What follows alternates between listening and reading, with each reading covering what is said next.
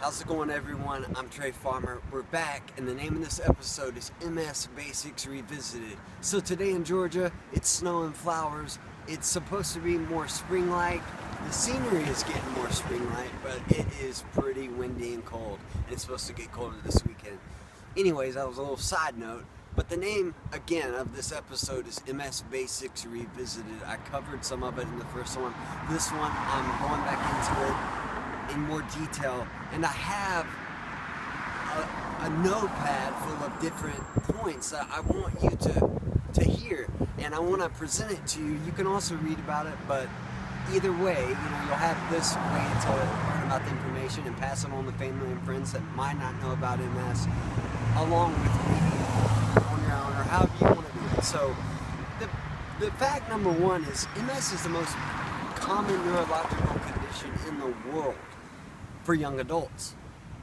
Number two, it basically it's a condition that attacks the healthy immune system. It attacks the nerve coatings around the nerves, and that sends signals that are firing incorrectly throughout the body, which creates the different symptoms that we have, the different issues that we have throughout our body.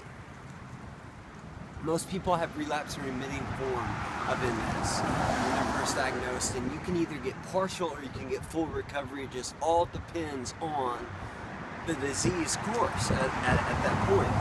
I've had MS for 8 years now, and I've had partial as well as some stuff that is full recovery.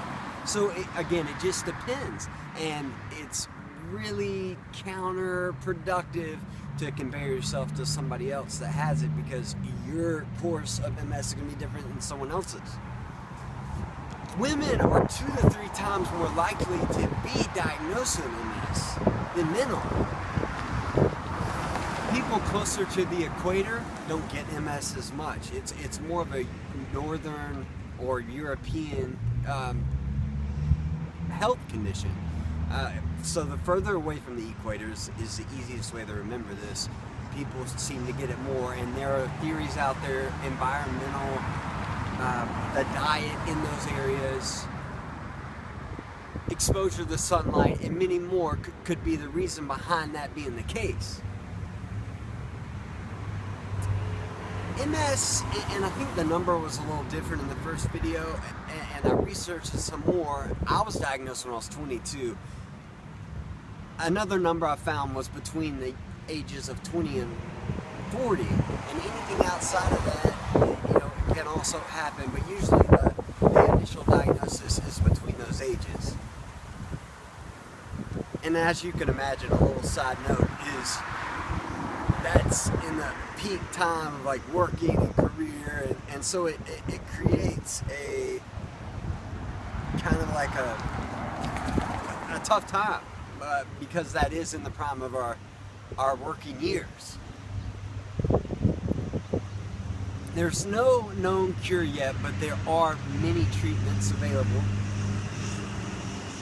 400,000 people are estimated in the US alone to have a diagnosis of MS, and the number could be higher, but that's the estimate, and then 2.5 worldwide. There's so much information out there. I've created these videos for y'all. There's also information that is available online through your neurologist. And there's people, you're going to find out if you're just diagnosed, or there's people that have it pretty much everywhere. Like it's more common than one would think. So as you talk to people and learn more about it, you'll probably be exposed to more people that have this. So you'll learn with time. There it is again. It's snowing again in the spring in Georgia. So I want to thank you for watching these videos. Hopefully that was informative. I try to keep it succinct and short. Thank you so much for tuning in every time I have one of these videos. I want you to have a great day and have a great weekend, and get ready for more of the spring. Have a good one.